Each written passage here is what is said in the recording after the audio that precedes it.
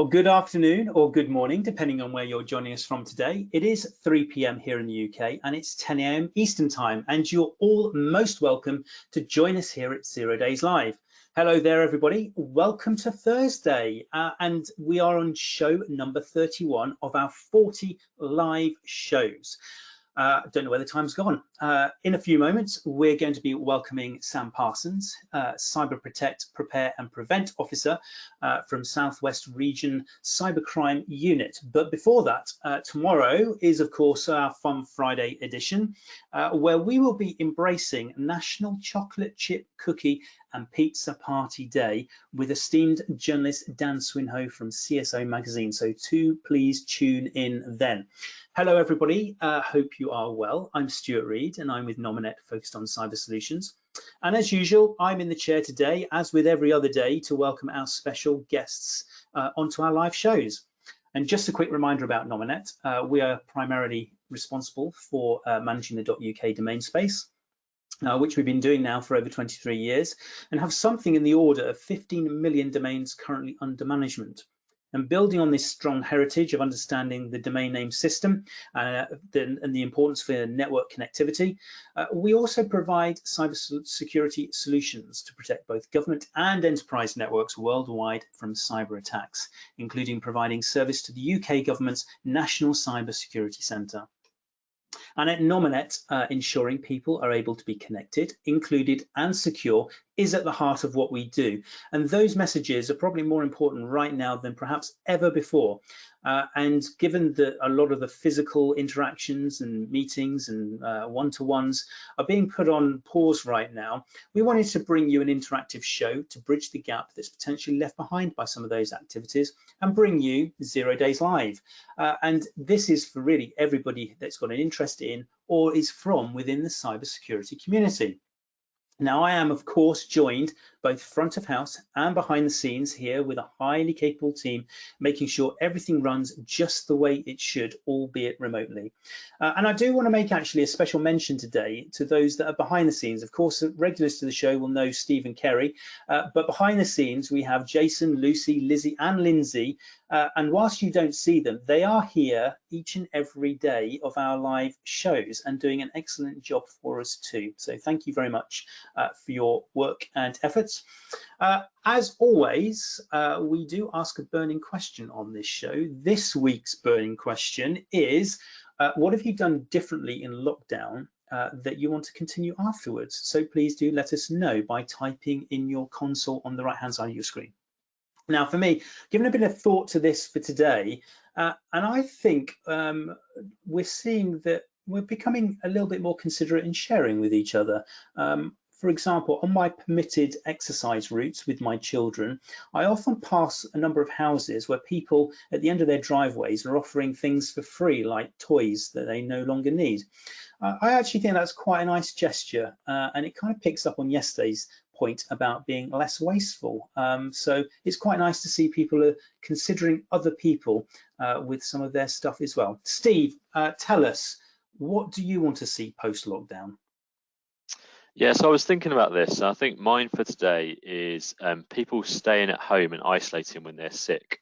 I think all too often, this relating to some of the conversations we've had around kind of working from home as well and being in the office, and we feel that we need to go into the office no matter if we do feel sick. We feel pressured to kind of be there and show our faces and probably spreading germs and maybe not as serious as the situation we find ourselves in now, but still probably good practice and nice to our colleagues not to go in when we're feeling sick. So I think, self-isolating when you're not feeling well, it should be applauded rather than frowned upon.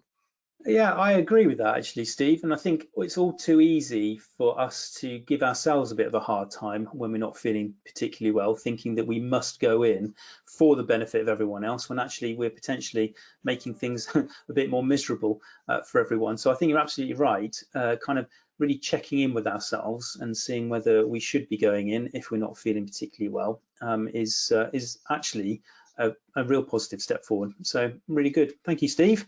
And everyone tuning in, please let us know what your thoughts are on this week's burning question. simply type it into the questions console on your screen and we'll read them out during today's show. Now, of course, this show really isn't the same without all of you tuning in at home, and we're delighted to be welcoming both our regulars and also new audience members each and every day as we continue to build out a really accessible community to bring people together, hear from others in the industry, get around over what's going on in the news, share some thoughts on best practice as well, and of course interject a bit of good humor along the way too. And with that in mind, of course, we do cover a lot of really quite informative and important subjects on this show, but we don't take ourselves too seriously. And as a quick reminder on that point, each of our 30 or minutes so shows is absolutely live. We do bring you a show each and every day of the week absolutely live, and as such, and as has been the case in the past, there are a few mild blips that we can expect along the way, but it's not to be worried about. They do happen, and if they do today or any other shows that you tune into, hope you just recognize that that's part of the natural authenticity of the show and why you come and join us each and every day.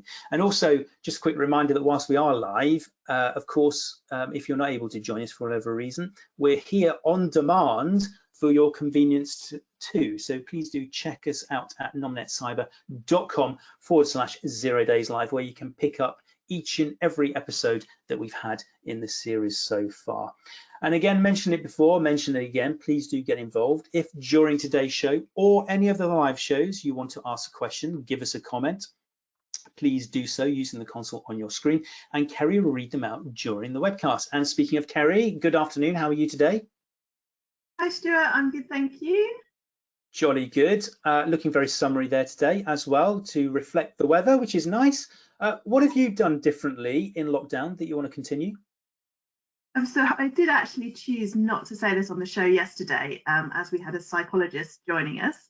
But one of the things I did when I got in on the first day of lockdown was I took off my belt and my watch and didn't want anything that was slightly restrictive. So I have actually, as you know, rebought a watch to do my step count. I haven't actually worn a belt since the whole time during lockdown. So I think what I would like to see beyond is for people to be able to continue to be comfortable in themselves and in what they're wearing, and less restrictions. Very good. I wasn't quite sure where that was all going then, but I'm glad that all those loose ends were tied up at the last moment. And yeah, I think that's really good. Absolutely. Why not? And actually, that ties in really nicely with the theme that we had yesterday when we spoke to Tamron about CISO and general stress that people may be feeling, and how to combat some of those things as well. If you didn't tune into that yesterday with us live, please do pick it up on demand. It's well worth a view. Now, as I mentioned a few moments ago, I'm very pleased to welcome to our virtual studios Sam Parsons, Cyber Protect, Prepare and Prevent Officer for Southwest Regional Cyber Crime Unit. Welcome, Sam. Thank you for joining us on the show today. How are you? Not too bad, thank you. Thank you for having me.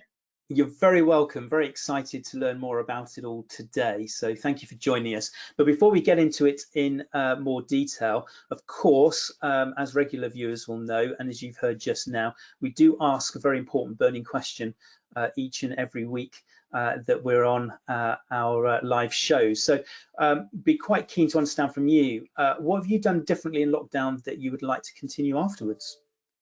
Okay, so personally for me, it's just been looking after my garden and our outside space. So I'm not a gardener to any stretch of the imagination. I excel at growing weeds, but having more time at home has meant that I've managed to get in the garden and actually make it a useful, presentable space for the first time in many years.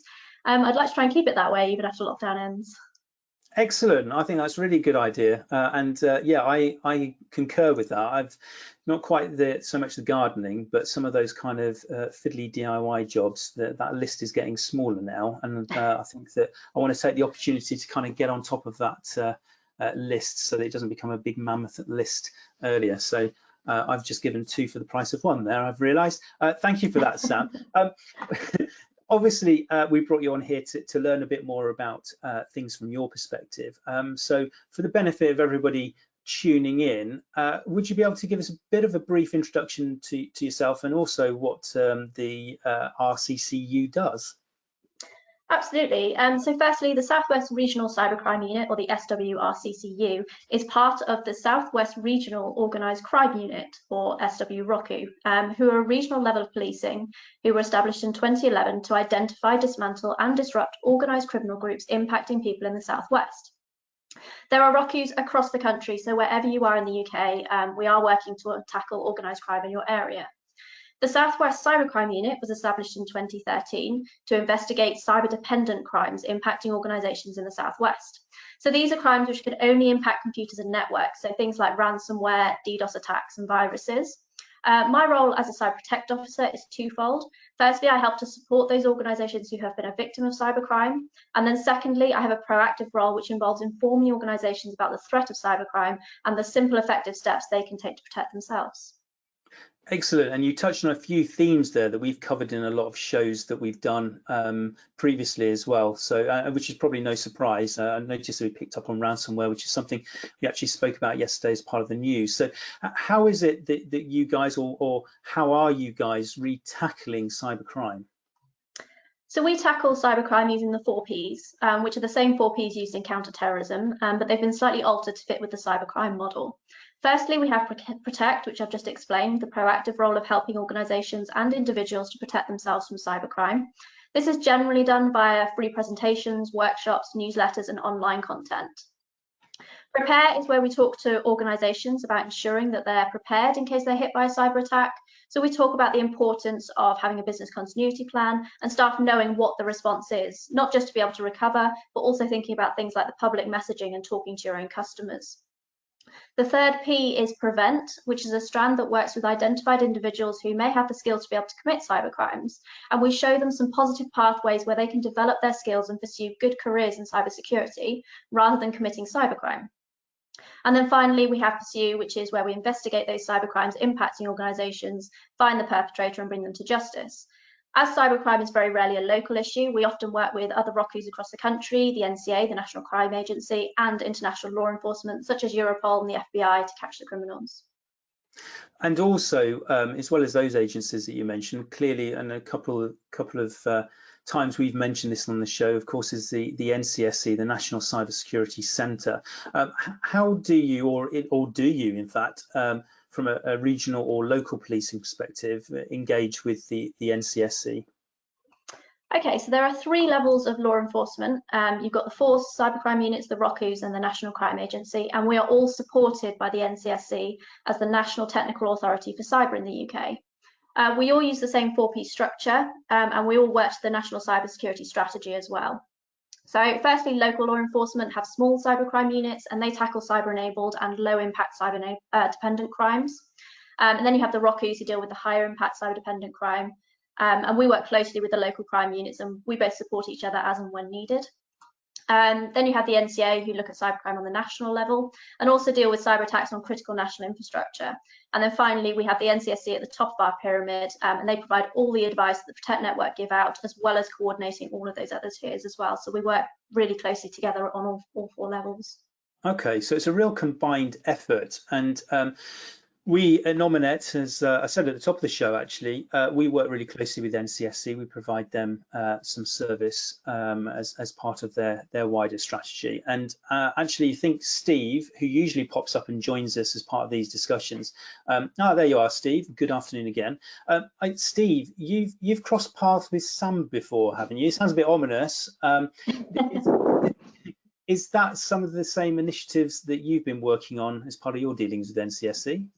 Yeah, so it turns out I've never met Sam actually. I was presenting at an event with the RCCUs and the ROCUs about 6 months ago, and in fairness, there were about 85 people in the room, and I kind of assumed Sam was one of them, but apparently she wasn't. She wasn't at that particular event, so no, I've never met her. Met lots of her wonderful colleagues though, so I was pleased about that. But yeah, some of the work I've been doing with NCSC is around the guidance, and then kind of some of that guidance that I work on with the NCSC will go towards some of the content that the RCCUs and the ROCUs will present as part of that protect part of the 4 Ps.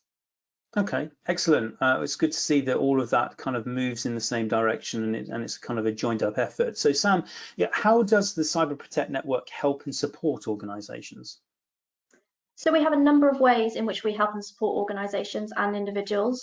Firstly, we often involve with the investigation of cyber incidents, and our role as Protect Officer is to talk to the board or leadership team of the organisation and provide some Protect advice which may help to mitigate a repeat incident. So thinking about what's happened in the investigation, how the attack happened, and help them try and prevent it happen again. We often also get asked to do a staff input at that point as well, so the victim organisation, to try and help promote a positive cybersecurity culture and talk about the role that staff can actually play in building up a cyber resilience in an organisation. The other services we offer are proactive, so we offer free cyber awareness presentations and to all organisations and individuals across the UK. For organisations, we also offer interactive workshops. You may have heard of or seen our Decisions and Disruption workshop, which is also known as the Lego game. It involves management protecting a Lego organisation from cyber threats. It's one of our more popular offerings, and it's hands-on. Who doesn't love to play with Lego? These are really full of simple, effective advice and steps that people can take to protect themselves from cybercrime. Most RCCUs also have an online presence from either central comms teams or individual officers producing content for the websites and social media feeds. And of course, we have national campaigns which are run and supported by the network on various themes to help raise awareness around specific issues. Excellent. Well, I have to admit, this is the first time I've heard Lego and security being used together like that, but you're absolutely right. Lego has been a bit of a theme in our show and also in our home lives, I think, during this lockdown period as well. And we've had a number of different guests on the show so far, Sam, and it's always interesting to ask them where they see the biggest threat to security right now. You're in a fairly unique position there. So where do you see the biggest security threat right now? And how does that play into perhaps education of those organizations? Yeah, so currently we have 4 priorities, and those are ransomware, phishing, working from home, and online fraud. And those priorities have been put in place due to the current environment and the increase in organisations having staff working from home and what we're actually seeing criminals try and exploit. Although we haven't actually seen an increase in cybercrime particularly, we have seen criminals shift in the way they're working to try and exploit the challenges that COVID-19 is presenting, which is where those 4 priorities come from.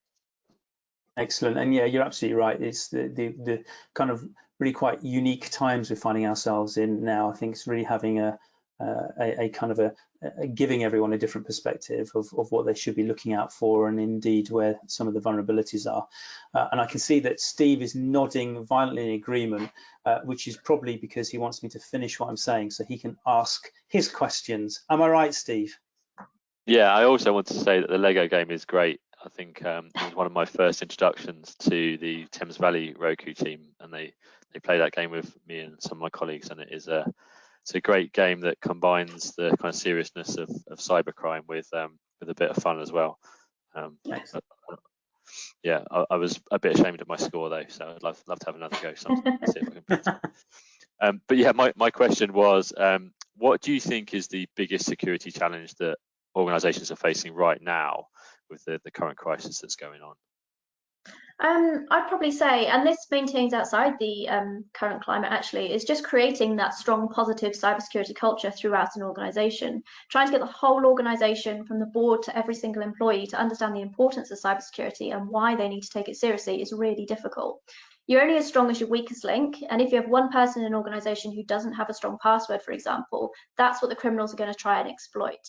Many of the attacks we see aren't that sophisticated, but they can have complex and sometimes devastating effects for the victim organisations. By creating that strong, positive cybersecurity culture across an entire organisation, you can help everyone to understand the importance and the little steps they can take to increase cyber resilience as a whole. The cybersecurity culture needs to start at the board level and then filter down with engaging training and awareness sessions for all staff. And staff should feel they're also able to report issues and suspected incidents. So if they do accidentally click on a phishing email, you want them to be able to report it straight away so that you can be proactive in making sure there's nothing on the network. So that culture is really important, but also really difficult.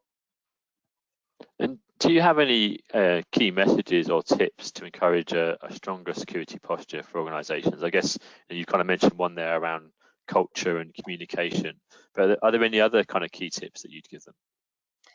I would really say just concentrate on some of the basics.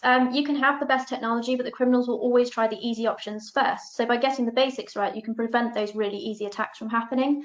So try and make sure that all staff have strong passwords, use two-factor authentication where possible, know how to spot phishing emails and how to report them, ensure updates are applied on devices and software as soon as possible, and just make sure that despite remote working, staff are actually still communicating with each other, especially for processes which require segregation of duties or to check whether an email they've received is actually genuine. And I think you raise again a point that we've underlined time and again on this show, and Steve and I have discussed it as part of some of our news roundups as well, around, you know, the attacks absolutely don't need to be sophisticated on an organisation to be successful. So getting that kind of base level of diligence right from a cybersecurity perspective is absolutely essential. So thank you for that, Sam. Kerry, what have we got coming in from the audience around this?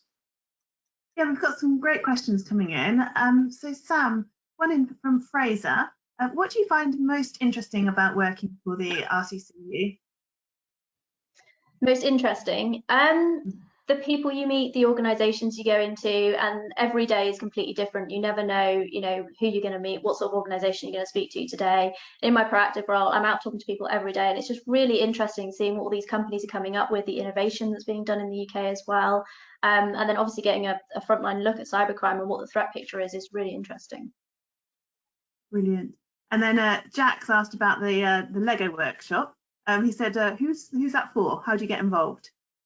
So the Decision and Disruption Workshop, that's for management and senior leaders of any organisation in the UK. If you're interested in running a session either with your own organisation, or sometimes we go into networking groups and run them with several organisations, just get in touch with your local RCCU. If you go on the NCSC website, they've got a page dedicated to what RCCUs are and how you can contact us all.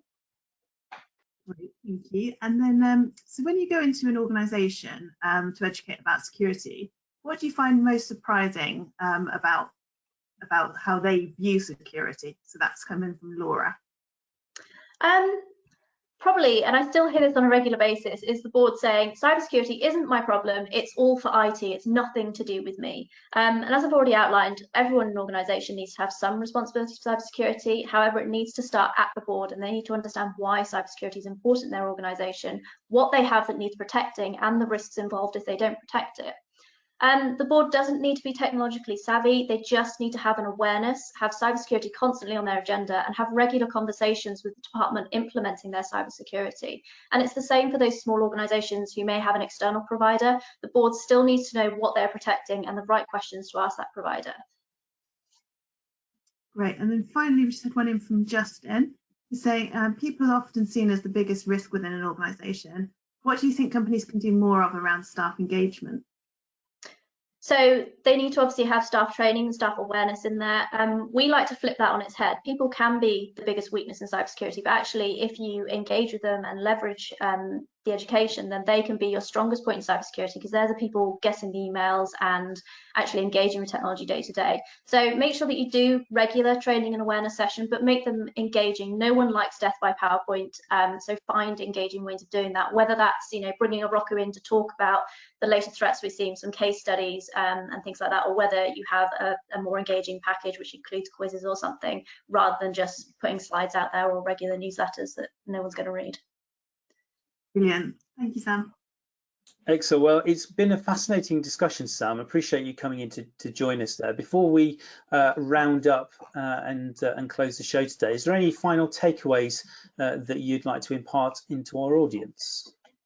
Yeah, I think the final message would actually be, if you do suffer an attack or even an attempted attack, please report it. Without individuals and organisations reporting the attacks you experience, we're unable to help and investigate it. But it also means that we can't give out the most up-to-date and relevant protect advice to help organisations protect themselves from these threats.